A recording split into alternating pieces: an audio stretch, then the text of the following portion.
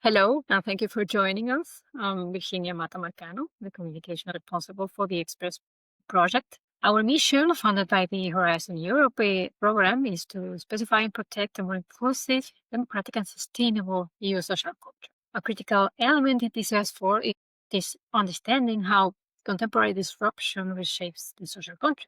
Today, we're focusing on digitalization, a dynamic force that demands profound legal and societal analysis. We're happy to be joined by Dr. Giulia Gentile, lecturer in law at EXPRESS2 School. She leads Work Package 9, specifically focused on digitalization. Welcome.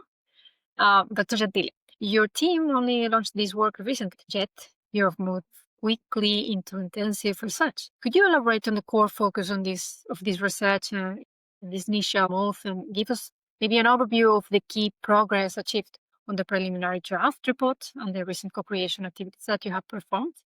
Thank you. Thank you so much, Virginia. Thank you for having me. So, well, the progress has been good. It's a work package that blends legal perspectives, but also sociological elements of how digitization and digital power, more broadly speaking, are shaping the EU, in particular, its social contract, but also inhabitants and institutions within the EU. So there is really a lot to unpack. And thus far, we have held a co-creation workshop where we hosted 7 experts from academia, but also institutions and members of civil society organizations to discuss different aspects of the intersection between digitization and the EU social contract. And I've also produced a draft report on precisely this theme. So how digitization is impacting the EU social contract. So I have been working with my research assistant, Nicola Radulescu, and we've been very busy doing research, writing, and also talking to various stakeholders. Did So you in say terms that of you're challenges, sorry. no, Did no, you that's say okay. that you're now in a position to share some of the findings of that Yes. study? Yes, of course. So the preliminary findings of this work package are very interesting in the sense that they are based mostly on desk research and therefore looking at various pieces of research, but also regulation across the EU. But these findings will have to be complemented later on by a survey, a pan-European survey. So I'm really looking forward to unpack the result of the survey that we're conducting in cooperation with another work package. But the preliminary finding based on the desk research are really fascinating because, first of all, they highlight that the advancement of digitization being, in essence, the use of digital tools to conduct activities such as the communication of information or the storage of information or simply communication among individuals has really transformed society on a broad level. And this is nothing new. We know, of course, that digitization has had a transformative, a disruptive impact on societies. And this impact can be perceived in relation to the emergence of novel infrastructures, for instance, how these new digital infrastructures, of course, are shaping the way in which we interact with each other, we communicate, and also we participate in democracy. Think about the emergence of social media, right? The fact that social media are really creating a new forum for us to shape the public sphere. But digitization has also impacted, of course, the emergence of new markets, and therefore also the economy, the hype economy, the idea that there is an endless, of course, push towards investments in digital technologies. And this has created inevitably also new actors, new companies, new tech companies that are now exercising significant power from an economic perspective, but I would say also from a political perspective. And therefore, ultimately, digital technologies have reshaped also the ability of individuals to connect with each other, but also forms of societal divide, thinking about parts of the world, of the society that might not have access to these tools, or division can also emerge in relation, for instance, to forms of discrimination that are perpetrated by digital technologies. Think about AI that can foster societal divisions by reproducing stereotypes around women or minorities. So really, society has been transformed in a very comprehensive way.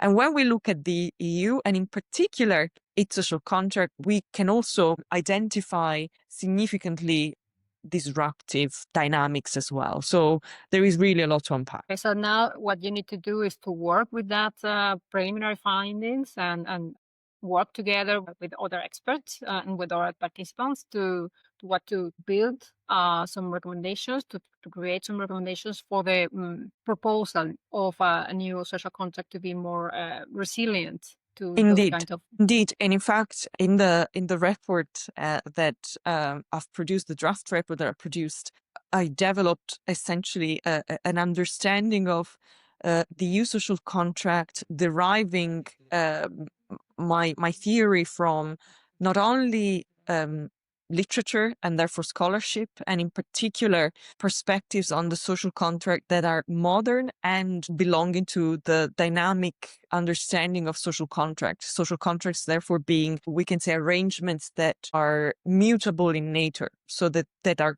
subject to constant transformation. But I've also identified the key components of the EU social contract, looking, for instance, at the shared objectives that drive the EU, but also the actors of the EU, how the EU deals with rule making and governance, how the membership to the EU works, and what are, for instance, elements of exclusion and inclusion, and last but not least, also the shared values of the EU. So in particular, what are the basic rights and liberties, the idea of justice and distribution, so how wealth is distributed in the EU, as well as elements of accountability, how we can ensure that obligations are respected, but also how individuals and institutions can be reciprocally, we can say, linked through solidarity with each other. And when we intersect all of this with digitization, so digital power and how it's transforming the EU, we really see that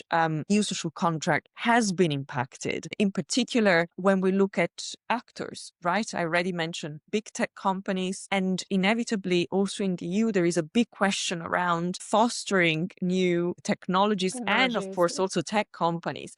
But there is also, in this respect, the question around governing tech companies that are originating from other jurisdictions, but then carry out their activities on the EU territory. So certainly a big transformation for the EU that reflects inevitably on regulation.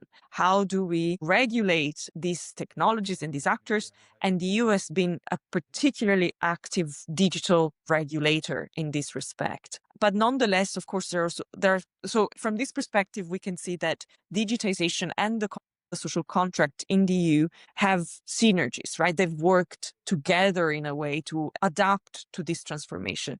But there are inevitably also areas of tensions, areas where digitization and the social contract might not be so easily aligned. And are these tensions that really are crucial to shape not only the future of digitization, so how digitization will impact the EU and the social contract, but also the very nature of the EU, whether we should embrace digitization at all costs, driven only by the power of technology, or whether perhaps it might be more cautious to not to lose sight of the values, of the basic liberties and rights that distinguish the EU and its project. So a lot to think, a lot to discuss. I'd like to maybe go back a little in terms of the concept of digitalization, because nowadays I believe that because of the hot topic of the AI, we might think directly or we might associate directly digitalization with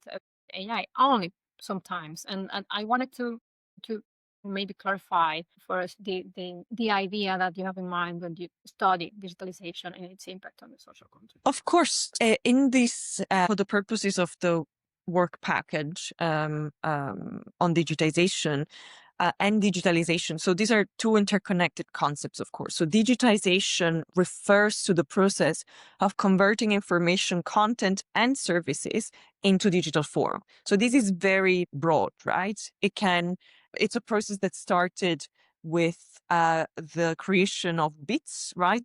And digits, so zeros and ones that underpin the use of computers and of course, other forms of digital technologies. But the reality is that also artificial intelligence is part of this process, right? It's just the latest type of milestone that has emerged as part of digitization. Then many distinguish, of course, many scholars, many researchers and institutions distinguish digitization, so this process of transforming information and content into digital form, from that of digitalization, which is in essence you can say the results of digitization from the perspective of transformation of processes and institutions. So, for instance, we can talk about digitalization of businesses, right, that undergo the digital transformation, embedding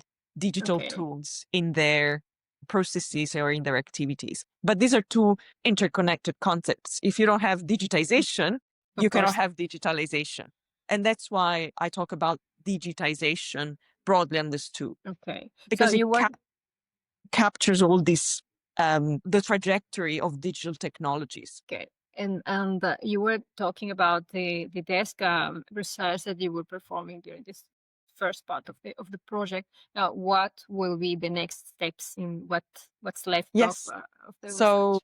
as I said, I've worked on a pan-European survey also with other partners of the consortium to draft a questionnaire, a survey for inhabitants of 30 countries. So countries also beyond the borders of the European Union, broadly speaking. And the survey will be crucial to gather perspectives from the public on questions around the intersection between digitization and the EU social contract. So it's in a way a methodology that will help the project to have also a more bottom-up perspective. So understanding not only the theory of the social contract, but also the lived experience, I would say, of inhabitants across the EU and beyond when exposed to these concepts and these questions. So I'm waiting for the results of this survey, and they will complement the first report. Then in February, there will be an online coffee where, again, there will be the opportunity to discuss these themes and reflect on these concepts and the future, broadly speaking. How should the EU position itself when it comes to digitization? What are the advantages, but also what are the risks? And what do people think around these topics? And then using the findings of the survey, as well as the online coffee session, I will then produce a second report on the EU institutional response to digitization. So how the EU have adopted measures that deal with these questions, with these problems, and how effective have they been in a way to tackle these challenges, considering the EU social contracts promises to everyone affected by the EU action, and a set of policy recommendations for the EU institutions on how to move forward from the perspective of digitization under an EU social contract perspective. What would be your invitation for people listening or watching you now? How can they join? How can they engage how can they participate in this? My hope for this project is that it will shed light on the systemic implications of digitization for the EU, not just from the perspective of institutions, but more broadly speaking, also the perspective of the law of the EU, the rules that bind us to each other and form the promises and the obligations that we have towards each other within the EU. And at the same time, I hope that the project will show that these are issues that really affect the way in which we understand the EU, what it does for us, and also what we can do for the EU, right? Because one of the objectives of this work package in particular is also that of thinking creatively and try to think about ways in which perhaps digital technologies can strengthen the EU social contract and also facilitate, for instance, participation in democratic processes for inhabitants, and also, of course, how we can think creatively around the technology, not just as a threat, but also as a way to improve our lives. It's a very complex, I would say, big picture project, but hopefully it will stimulate reflections for institutions and for the public about these themes. And I think the social contract is a very interesting lens to do so, because it makes us think that we're connected to each other. We're not isolated, and there is a broader net of rules, of principles, institutions, and dynamics that make the EU function and make